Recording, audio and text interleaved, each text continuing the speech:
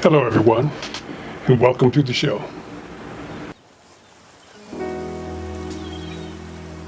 On a beach in the sand, I think of you.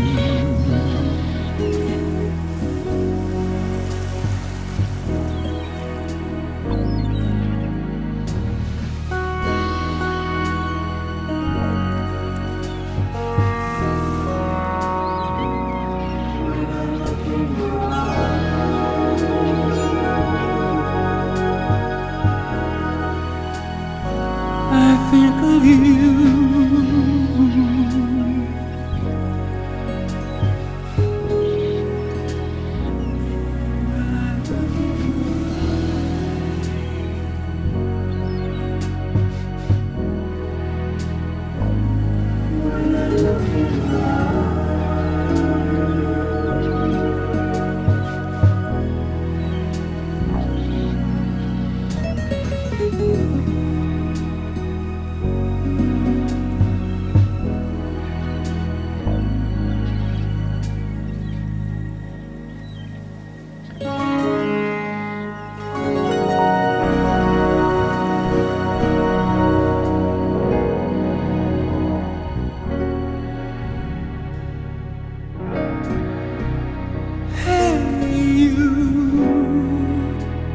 Did you realize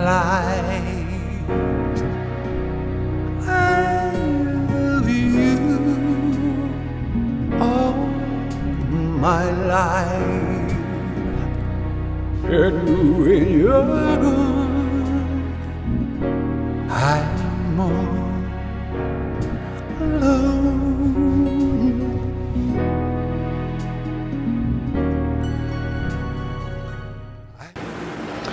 I am Kurt Williams, the spiritualist, and today I would like to discuss the difference between meditation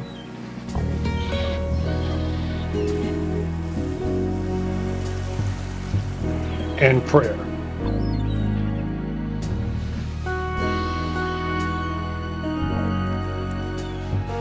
These days, both are very important. However, some prayer works better for some people, and then meditation works better for others. Some of the differences between meditation and prayer is that you pray for peace, for instance.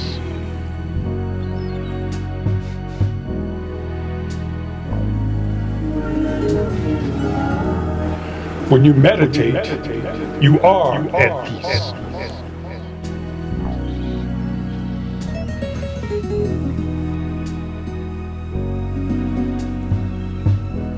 When you pray for hope.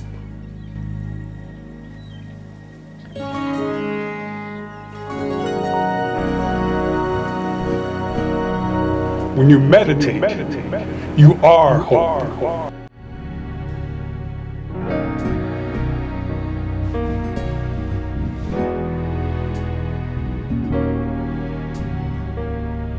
When you pray for blessings.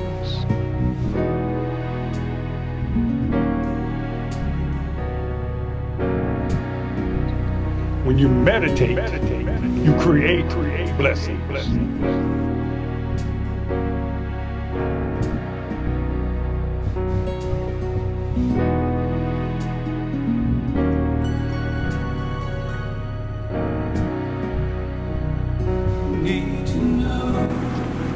When you pray for prosperity. When you meditate, you alleviate the need. You pray for salvation.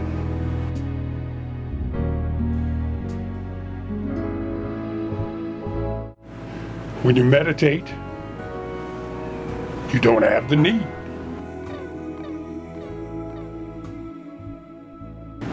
When you pray, you study the Bible. When you meditate, you study the soul. When you pray, You pray to the glory.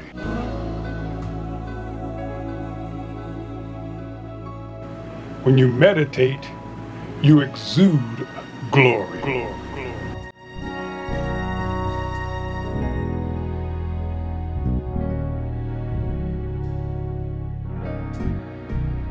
When you pray to be humble.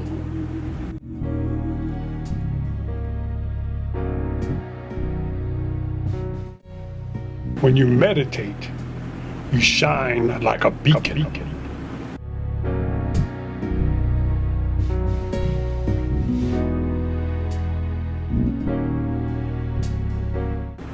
When you pray to a leader.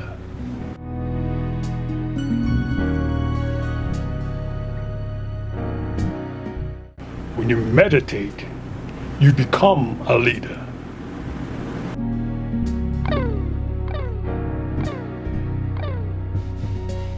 When you pray, sometimes you speak in tongues.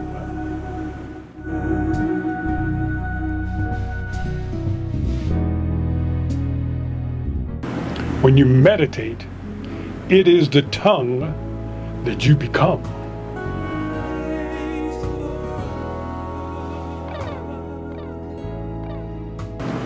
When you're baptized, you are saved and all that.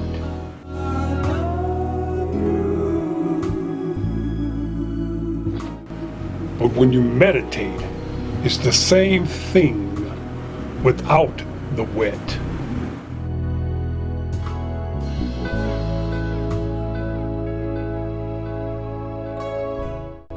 When you pray, you really hope that you're heard.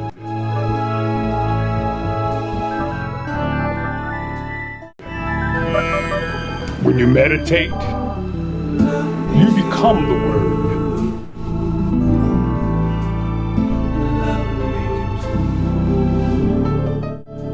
When you pray, you hope God will hear you.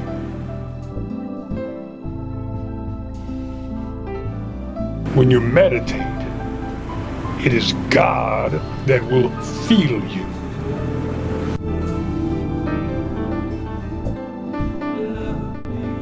When you pray that God will help you.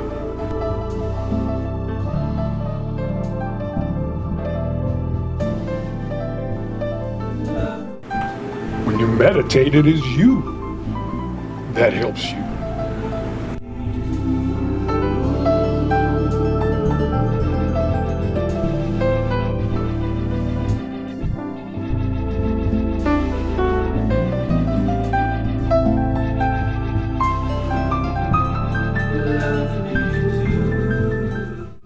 When you pray to stay alive.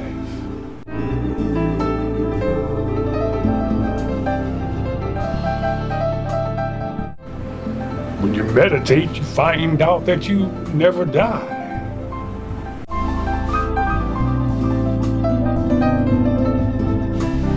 When you pray, it is a blessing to believe. When you meditate, just being is believing.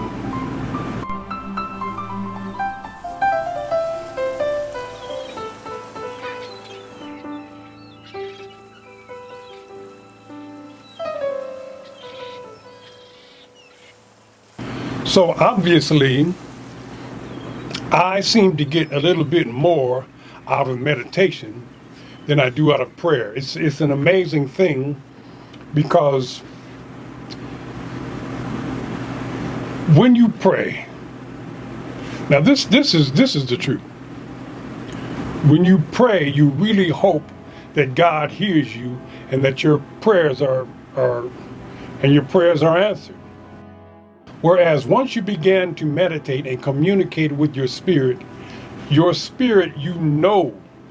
are guaranteed it will help you, because that's all it has to do. It has nothing else to do but help you. Every time I ask my spirit a question, I get an answer. However, by this time, I know what questions not to ask. See, your spirit is not going to give you answers to things that will get you in trouble.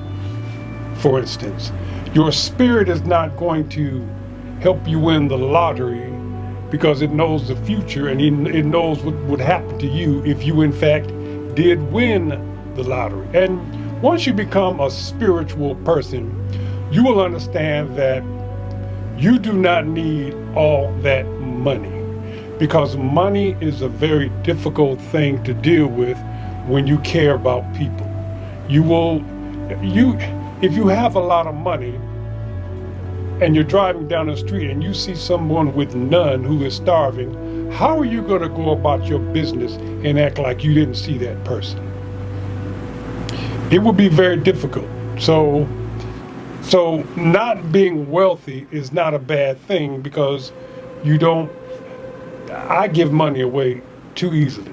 I only keep a certain amount of cash on me because I know, and I try to keep it in small bills because I know if somebody asks me something, I'm going to give it to them. Why am I going to give it to them? Because I know I will be blessed in return. Every time I give somebody something, I get something big in return. I opened up my first group home about 25 years ago, and the process was very difficult, very difficult. You have to jump through a lot of hoops. There's a lot of construction going on. There's a lot of interviewing that's going on.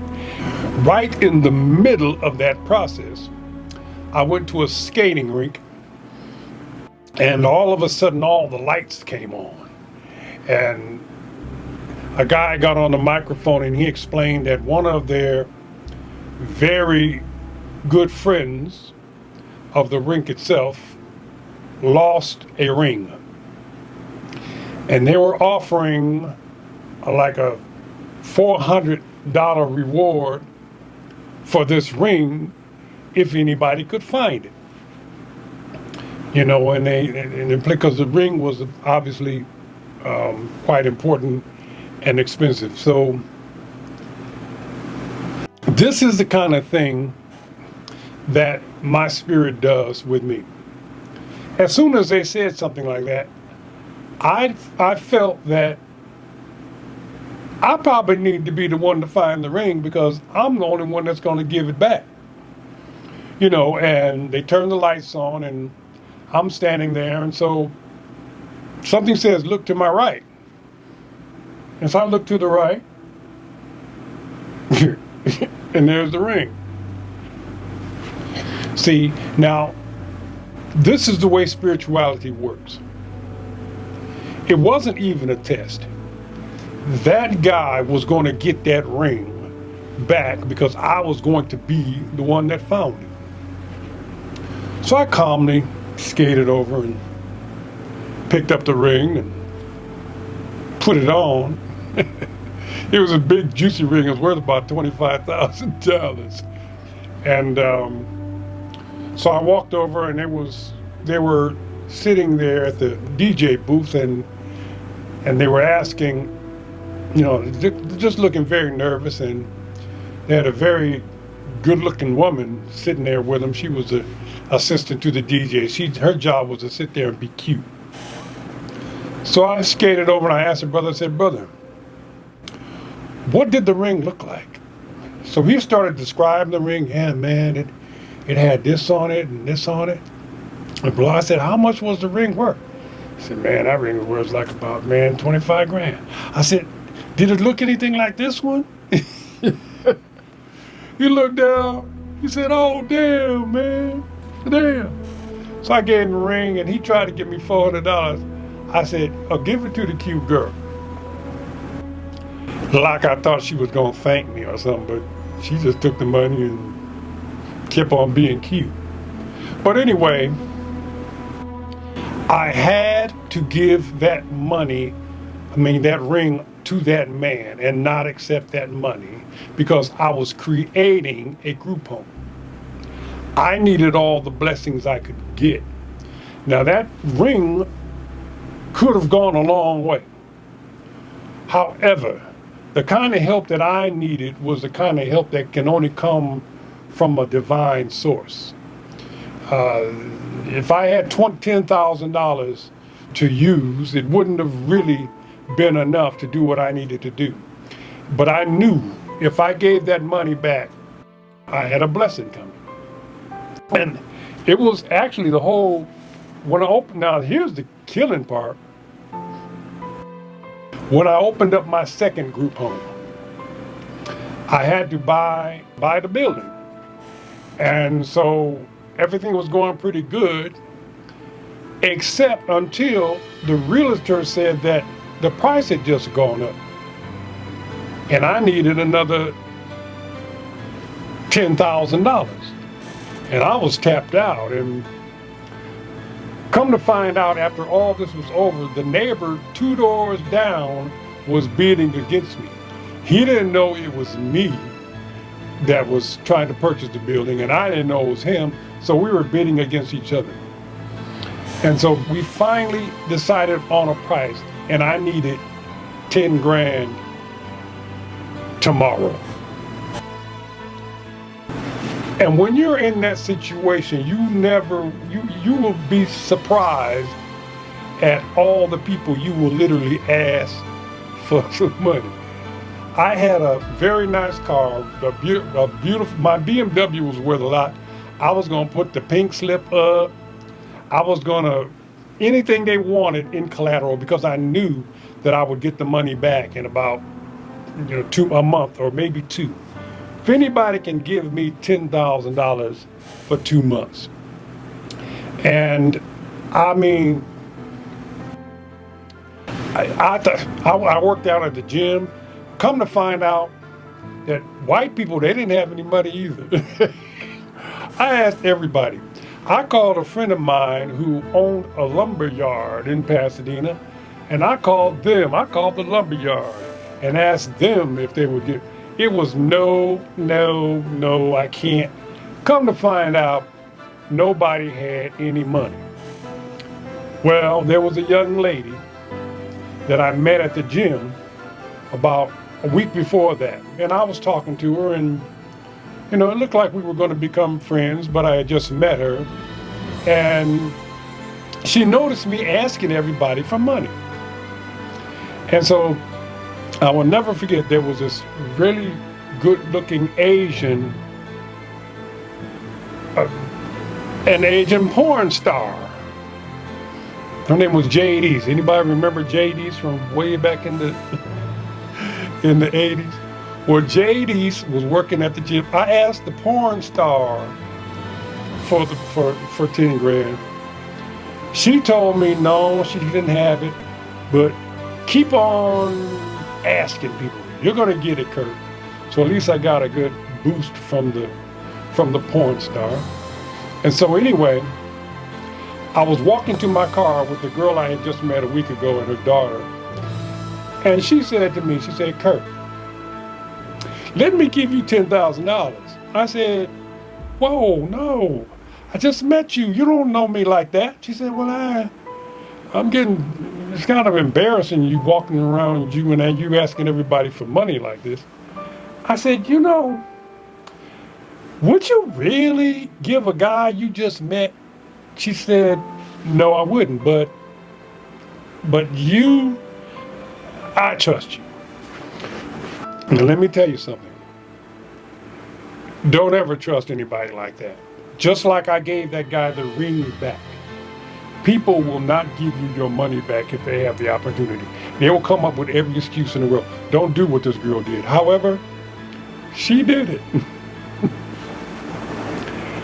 And that night, I ran up to her right before it was time for me to go to her and pick up the money.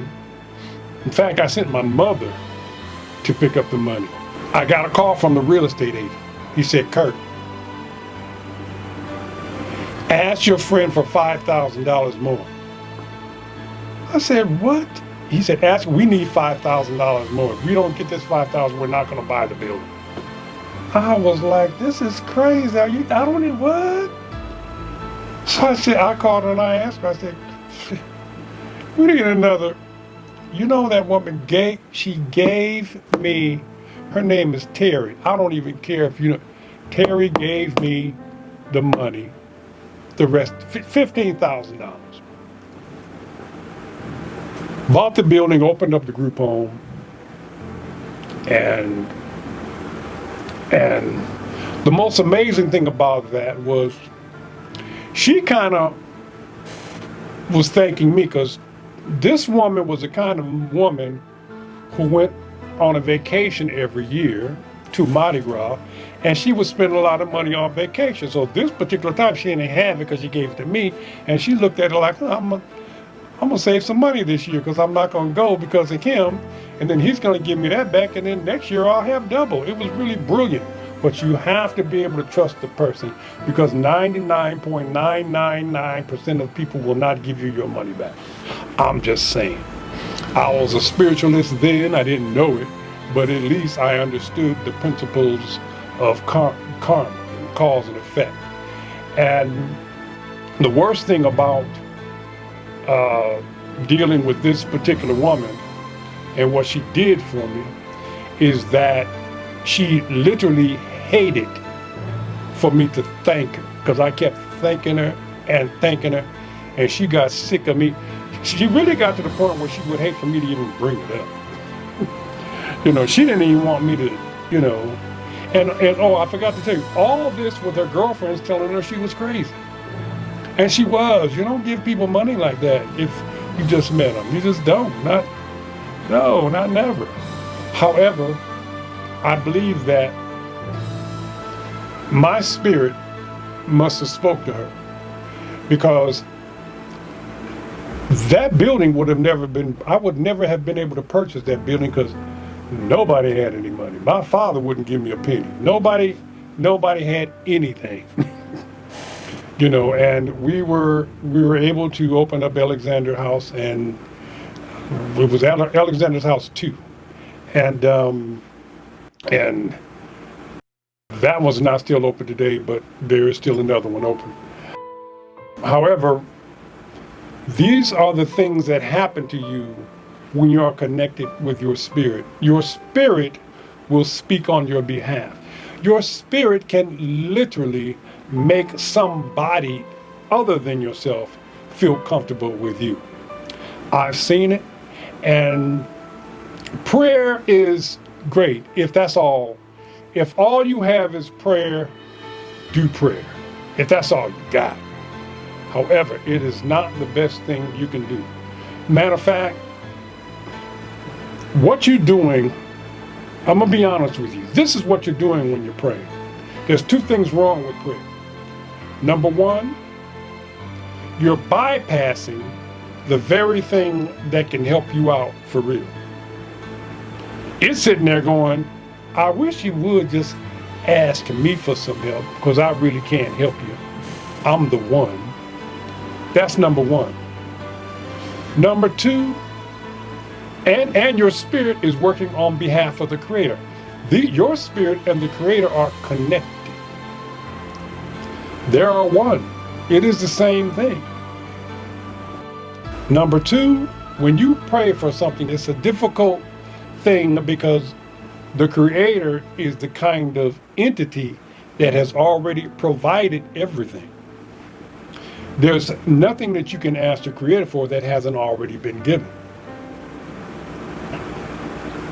Now that's another tricky little subject because it has to do with a little bit of quantum physics and all that on how to get to the thing that's already been given. But however, it is true. You know, if you ask God, hey God, I need a new car. Well, new cars are all over you got new cars all at the stores. You know, just go get one. But you got to have some money to do it. So God's just not going to drop a Cadillac out of the sky. You know, you're not going to get that one, but you can. There are Cadillacs that are there waiting for you after you raise a little bit of money. And I really like to thank everybody for coming because the world is getting serious, and I'm trying my best to convince people the blessings in connecting with your spirit. It is the greatest blessing, and so far, I've only got like one or two people who are remotely interested. Most people, I guess they never had that feeling. They had feelings of deja vu. They had feelings of where an inner voice was talking to them, but they don't really believe it is what I'm telling them that it is. They don't really believe it is as powerful as I'm saying it is. But I'm here to tell you. So thank you guys for coming. And we're going to really be getting somewhere pretty soon. Thank you.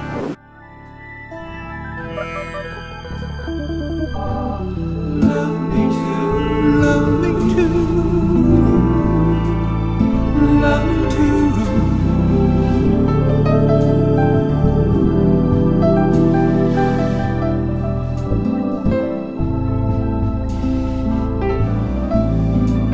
Right there, right there. Love me too. Love me too. Love me too.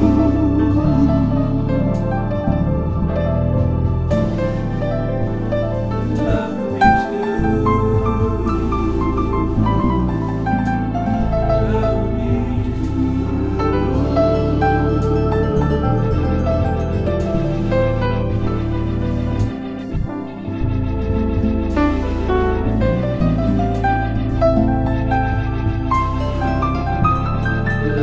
Yeah, right there. Love me too.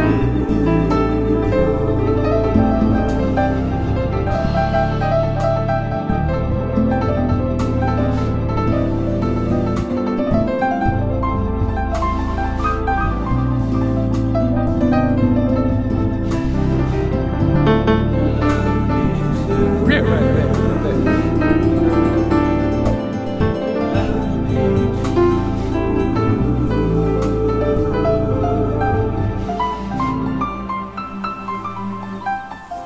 Love me too.